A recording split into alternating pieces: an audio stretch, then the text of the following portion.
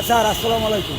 Sir ওই আমার লাইসেন্সটা নাই বিদায় আমি এখানে লাইসেন্সটা দুদিন আগে আমার হাজব্যান্ড এসে লাইসেন্সটা নাই বিদায় উনি আমাকে 5 লাখ টাকার মামলা দিয়েছেন। এটা হচ্ছে এই উত্তরা হাজব্যান্ডিং সার্জেন্ট সাহেব আছেন আমার সাথে। আমাদের সম্পর্ক যাত্রাবাড়ি থেকে ভাই আমার শোনেন আগের এই যে গন্ডগোলের আগের থেকে না আমি ভাই আমাদের ভাই আছে হুমকি দিই নাই তো কেন হুমকি দিলাম না হুমকি দা ভুল হবে আপনার সে স্যার তার সাথে বেদবিও করিনি আমি তার সাথে কথা বললাম। স্যার আসসালামু আলাইকুম। স্যার ওই আমার লাইসেন্সটা নাই বিদায় আমি এখানে লাইসেন্সটা দুদিন আগে আমার হাজব্যান্ড এসে লাইসেন্সটা নাই বিদায় উনি আমাকে 5 লাখ টাকার মামলা দিয়েছেন।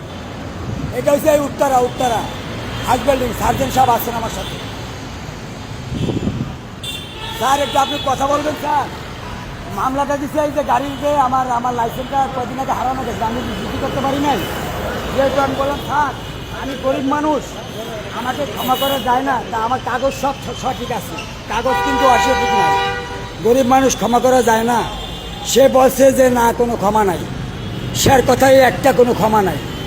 তখন আমি পরিচয় দিলাম আপনার স্যার আপনার পরিচয় দিলাম যে স্যার যে এই ব্যাপার আমাদের ভাই আছে একজন স্যার তা আপনাদেরই লোক তা আপনাদের কথা বলেন এই জন্য আপনাকে ফোন দিছি। তার আগে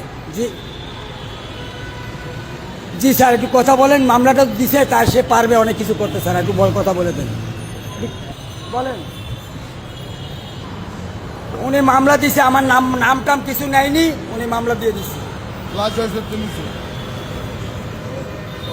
বুলুবক থেকে নিছে। হ্যাঁ এই যে স্যার আছে এখানে। ও স্যার আপনার কথা আমি বলেছি সে